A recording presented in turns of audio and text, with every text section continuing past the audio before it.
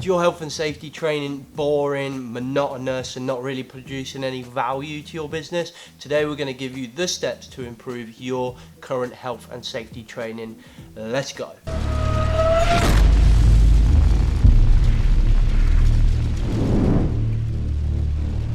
What's up guys, welcome back to Rebranding Safety, the YouTube channel translating health and safety to help you save lives and save money.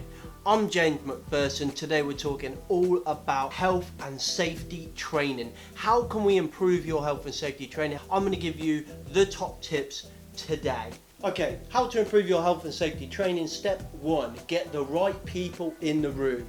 As a trainer, this is frustrating if you're employed as a trainer in a business, you're a consultant, you're brought in and hey, can you come and deliver some training? And you get in there and it's just the complete wrong people. So if you get this wrong, you're doomed before you even started. You've got to think of this stuff, is this training really right for these people? What's the attitude of these people? Are they going in there because they want to be there? I always say that you can really tell a culture of a business just from being a trainer. You go and deliver and training, you can really get a feel for the culture pretty much straight away. So you've really got to think about, why do these people need the training? What value is this training going to have? And you've got to critically ask those questions and ask the people that you're thinking about delivering this training to. Go to them and say, hey, would you find value in this training? And you'll find some people that would say, yeah. But then actually when they get in there, their attitude's slightly different, and it's on you to try and find that out. Is that a culture problem? Do they not want to be there? Was it just a bad day? Get feedback from your trainer. Was it a bad trainer? And we'll talk about stuff like this in the rest of the video. You also got to consider the method of the training. Is this method of training the right method for these people? Standing in a classroom for a lot of engineers or manual labour workers, it's going to be boring as shit, and they're going to get really itchy feet pretty quickly. You might find that Toolbox talks and coaching on the job is probably better for them. Sometimes people's attitude can be bad in a training room because they're so busy and they get into a room and the business pressures is not allowing them that time off. As much as their boss has said, yeah, you can have time off, but actually when they get in there, they haven't really got it. They're still getting emails, still getting phone calls, etc., etc. Can you take this training out in the workplace? If you can, you're going to improve it tenfold anyway. So really have a think about it, critically think about getting the right people in the room. Why do they need the training?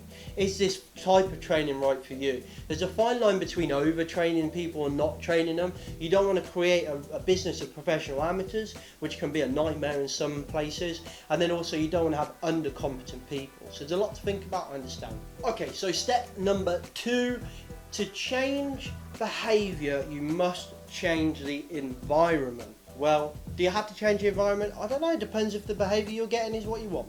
In short, I listened to an interview a long time ago with Professor Scott Geller, who I'll probably talk about loads if you're a podcast fan, and he said something that stuck with me. Where behavioural-based safety went wrong was that everyone focused on the behaviours and not on the environment. Well, unfortunately, Professor Scott Geller, I don't think we fixed the problem. I still think that we think that if we do training, it will fix all of our problems. It's always talk about fire extinguisher training. Where really did this come from? It tells you how to use it on the bottom. Well, it comes from people that make money out of training. Oh, we need fire extinguisher training. Okay, well anyway, moving on. This is not a fire extinguisher video. A lot of the time we do training for the sake of training, and we don't actually look at the environment. So you've really got to consider your business culture. What's the culture like in your business? So that you've got all these other problems going on. People just don't want to work there. Then the training's going to do bugger all. Think about the systems in your business. So if you're teaching people, I don't know, how to do a risk assessment and how to track them and monitor them, and some areas might have 50, 60 risk assessments, especially in the current health and safety UK culture. We've got hundreds of risk assessments, but they haven't got the systems to be able to track that. Or we might be saying that you need to maintain your building, but we haven't got any kind of CAFM system or kind of facilities management system in place for them to be able to track and record those records. Then it makes it really hard for these people that you're asking and training to do it, to actually do it. So think about your systems. Another thing to think about is pressure.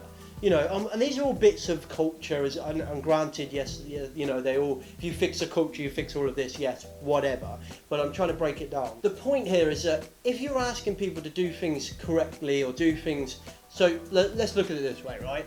Forklift driver. When we learn to drive a forklift truck, we'll get taught that you go near to the racking, handbrake on, raise the forks up, handbrake off, into the pallet, handbrake on, lift the stuff up, handbrake off, reverse, handbrake on, forks down. So basically, whenever you're moving the forks, you should have the handbrake on. Whenever you're moving the truck, the handbrake comes off, but you don't move the forks, so you don't do both. If you've got a business culture of people not using their handbrake when moving the forks, who's going to be the slowest one? The person doing it right. So therefore, your business pressure and your business culture has then forced a person that might be doing a good job to doing a bad job. Other things to think about with this one is the budget.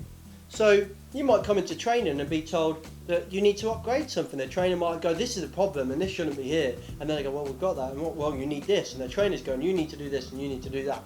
And actually it turns out the business hasn't got any money or any budget to do that. So think about that as well. Have you got the money to change the behaviours, which ultimately means you must change the environment? Next one, think of the managers. So I've had training where you go and do training, you come back to work and your managers don't give a shit. They just want you to go on the training, get the tick box, and then come back. And actually, when you implement this stuff, because we all come out of training really energized, well I do anyway, to kind of do things right and go and do it. New ideas, you're like, yeah, let's go. And then you get to work and your manager goes, sit down, shut up, we're doing it the way we've always done it, nothing's changing, we've just got a ticket in your box for the training. That's just so demoralising. So you've really got to address that stuff before you send these people on training. If you're going to send them there, they're going to come back and nothing's changed, and and they're still not following what they've been told in the training. And what's the point of the training? And actually your culture's just going to get so bad and you've wasted loads of money. Okay, so number 3, get out of the classroom. I mentioned this on a manual handling video last week.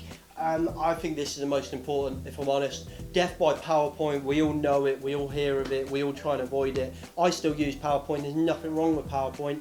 There's never anything wrong with the tool, it's just the person using the tool. If you are doing something that's got like 600 slides and you're sitting in a room, what's the point, man? It's boring. And most training is most health and safety training is doing something. Even a risk assessment, we shouldn't be doing risk assessment training in a frigging classroom looking at a PowerPoint. We should be getting up and going out into the workplace and risk assessing something. Manual handling training, I said it in the other video, we should be getting out into the workplace and lifting what we're lifting. So if you're doing the training yourself, then really think about this. Get your ass out of that classroom. Force yourself out into this area where you can produce some good training. If you're employing a consultant, you're not doing the training yourself, then that's fine. But just get your consultant out there and just say, how are you going to make this not boring and shit? How are we going to get out of the classroom and get into the workplace? Invite your trainer here before you do the training, months and months before, so we can get out into your workplace. You can see what's going on, they can see what you're trying to do, and they can see where they can go and where they can do training themselves for your staff, and it just makes it so much better. Like, God, get out of the classroom. Shit, jeez. God. Okay, my last final point is mix it up. This kind of works real closely and kind of in tandem with the get out of the classroom thing, and also with what I said earlier about the method of training. So mix it up. Put some videos in there. Put some podcast snippets in your PowerPoint. Get people up moving around the room, It's really difficult sometimes. I've just recently delivered fire safety training, and some stuff is really difficult to get people up and out, and actually, we've been forced to stay in a room in a lot of the places, and it's really difficult to come up with something when you're limited. We're trying to do which fire safety component in the building is most important. Alarms, sprinklers, compartmentation, fire doors, fire exits, emergency light. So I just stick them up around the room and I say, everybody get up and go and stand at the one you think is most important. It's not a really fun exercise, it just gets people up, gets them moving. I'm the worst for it. If I'm sitting in a chair, I start like this, and then I go like this, and then I go like this. And as the day goes on, you just find yourself getting more and more sleepy and slipping down in your chair. And next thing you know, So mix it up, people. Another way to mix it up, I really like getting guest speakers in. Guest speakers, I can't afford them. No, when I say guest speakers, I don't mean go and employ, I don't know, Johnny Wilkinson or David Beckham to come in and talk. I'm not talking about paying for crazy guest speaker. I'm talking about get your engineering manager to come in and talk about something. Get another safety professional from a different area, depending on how big your business is. Get somebody to come in and just talk for a little bit of a after lunch or something like that. Different tones of voice and different faces and different things. You'd be surprised how much of a difference that makes, where people can really switch on when there's a different person in a room, and it makes them feel like, it's really invested in something, even if they know that it's just the engineering manager they see every day. So very interesting thing that happens when you bring guest speakers in. If you can afford a guest speaker, then great. Hey, I'll be your guest speaker. Drop me a message or a comment below. I'll come and guest speak for you for a reasonable price. Okay guys, I hope you found that useful. That was how to improve your training. Let's get into my top tips. Humour is better than scare tactics. Pretty much all health and safety training historically has begun with scare tactics. It doesn't work anymore. It's boring. We've had enough of it. It just doesn't work. I find humour is so much better. I understand it's difficult when we're talking about kind of sensitive or kind of high risk situations, and that's fair enough, but I do think there is always, as a trainer, there is always ways that you can insert some humour in there, whether that's taking the piss out of yourself or another trainer or the business or whatever. Humour is very good to call the elephant in the room. 2, it wakes people up. 3, I find I remember something if it's funny. And 3, you just kind of build a good relationship with people. Smiling and having positive interaction releases serotonin in the brain, and it just makes it a positive interaction. And then people leave thinking, wow, what a good training session. Make it relatable. If you've got an opportunity to use a case study from your workplace, from a competitor, then amazing. If you haven't, then try and find something that is as relatable as possible. If you're talking about stories, try and use stories from your home life. I always use a story about emergency evacuation in my home life, where I remember being locked in the house once. I can't remember why. We had like this confusion with the keys and stuff, and I had to climb over the back gate or something like that. I can't remember. And then I had my push bike was in the corridor, and there was washing out, there was stuff on the stairs. The whole house was a mess, and I remember thinking, Jesus, if there was a fire in this house, I would be stuck here in the house, and it would have been a nightmare. So I always use that as a real simple example that's relatable to all of us, because we all store shit on our stairs and etc. etc. So make it relatable. Use the room.